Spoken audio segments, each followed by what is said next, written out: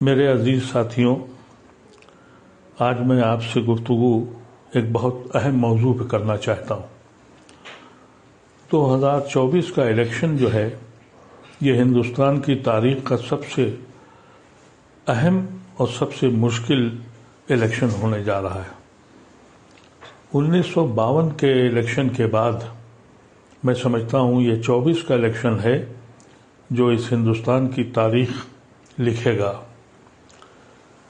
1947 میں جب یہ ملک بٹا اس وقت کچھ لوگ اس ملک کو چھوڑ کے چلے گئے اور کافی بڑی تعداد اس نے گاندھی کی آواز پر، مولانا آزاد اور نہرو اور اس وقت کے کابرین کی آواز پر اپنی کشتیاں جلا دیں، ایک جناح کو ٹھکرا دیا اور یہ فیصلہ ہوا۔ جو کیفیت 1947 میں مسلمانوں کی تھی، آج 2024 میں ہم وہیں کھڑے ہیں۔ اس وقت کے کابرین نے ایک رائے دی کہ بھائی تم یہاں آ کے رہو، ہم سانجی وراثت میں رہیں گے۔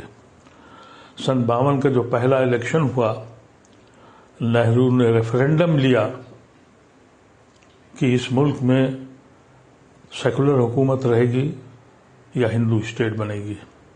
اس وقت کی عوام نے یہ فیصلہ کیا اور ہندوستان کے مسلمانوں کو بھی مسرت ہوئی کہ ان کا فیصلہ صحیح تھا۔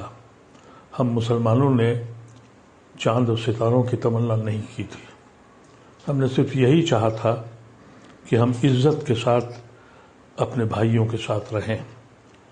پچھلے 10 سال سے جو کچھ ہو رہا ہے اس سے اس ملک کا کسان ہو، مزدور ہو اور کاریگر ہو، ہر طبقہ فکر مند اور پریشان ہے، اور بالخصوص مسلمانوں کے لیے اب فیصلہ کرنا ہے کہ ان کی زندگی کیسے گزرے گی۔ آپ کو اس میں ایک حقائق بتانا چاہتا ہوں، ہماری بربادی کے باعث میں ہم خود شریک ہیں۔ اگر آپ ہندوستان کے تجزیہ کریے تو 84 پارلیمنٹری سیٹیں ایسی ہیں جہاں مسلمان جتا سکتا ہے یا ہرا سکتا ہے، اس میں سے 72 سیٹیں بی جے پی کے پاس ہیں۔ 80% اسٹرائک ریٹ بی جے پی کا مسلم کانسٹیٹوئنسیز میں ہے۔ کس کو الزام دیں؟ کبھی سوچا ہے آپ نے؟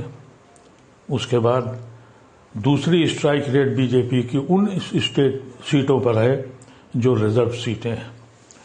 تو آج بھی ایک طبقہ ہے غیر مسلموں کا جو آپ کے ساتھ کھڑا ہے۔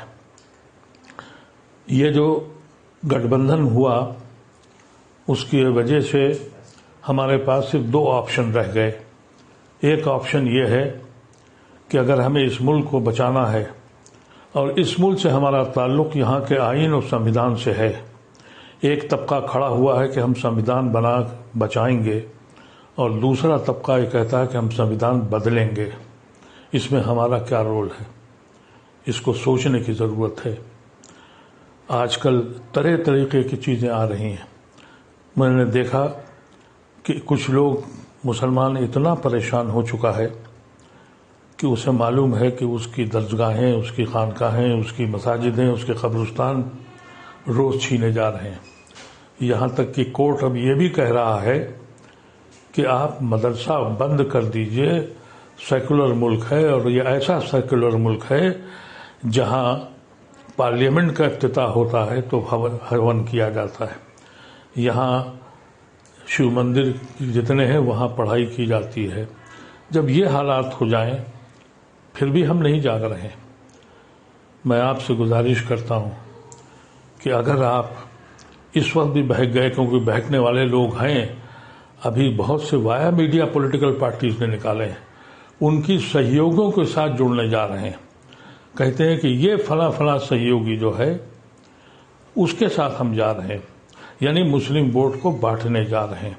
یہ بات کب آپ کی سمجھ میں آئے گی کہ وہ علاقے جہاں آپ جتا سکتے ہیں اور ہرا سکتے ہیں، اور 4 جون کو اس ملک کا فیصلہ ہوگا اور آپ کے مستقبل کا فیصلہ ہوگا۔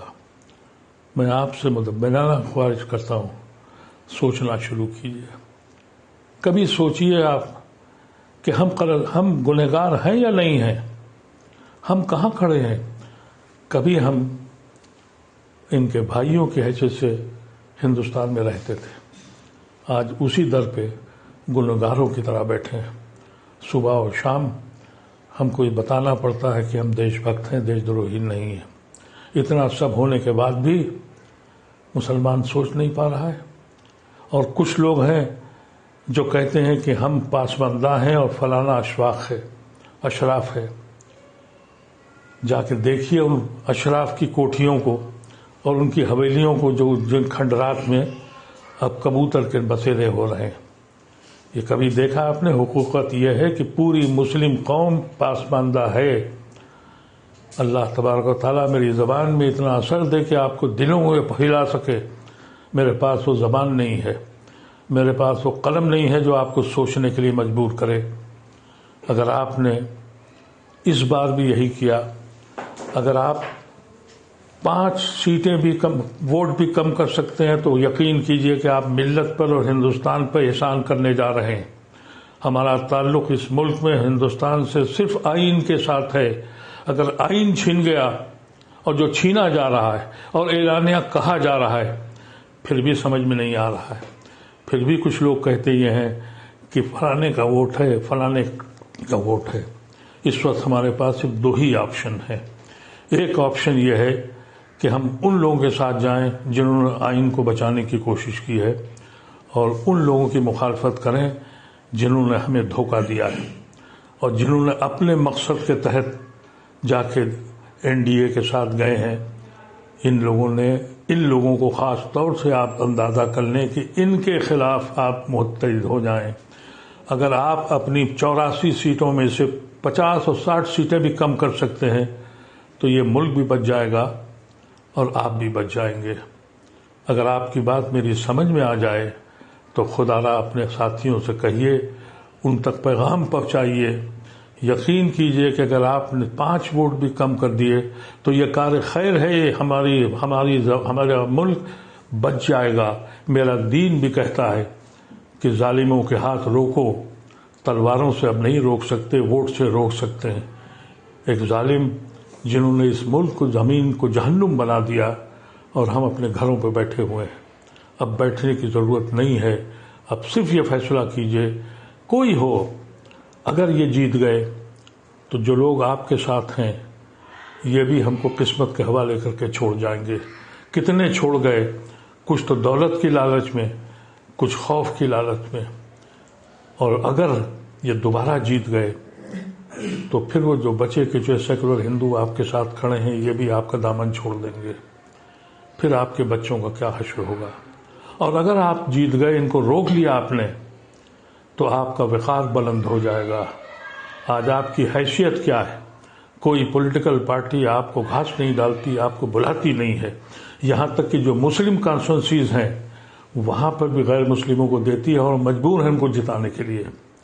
ایسی شکل میں ایک بات سوچیے گا ضرور، اور اس بات پہ سوچیے گا کہ یہ ایک آدمی جو بیماری کے بعد اپنی عمر کے ساتھ اور بیماری کے ساتھ جس کی آنکھیں اپنے رب سے ملنے کو بے چین ہیں، یہ اس کا آخری الیکشن ہے. میں الیکشن کا کینڈیڈیٹ نہیں ہوں، لیکن اپنی ملت کی طرف دیکھتا ہوں تو دور دور تک کوئی دکھائی نہیں پڑتا. سارے اختلافات چھوڑ دیجئے، ساری جماعتیں چھوڑ دیجئے، اشراف و پاسماندہ چھوڑ دیجئے. صرف ایک فیصلہ کیجئے کہ اس ملک کے قانون کو، اس ملک کے آئین کو بچا لیجئے. ہمارے بزرگوں نے اسی آئین کی روشنی میں ہم نے اپنے ملک کو، ایک مسلم ملک کو چھوڑ دیا تھا. اتنا سوچنا ضروری ہے.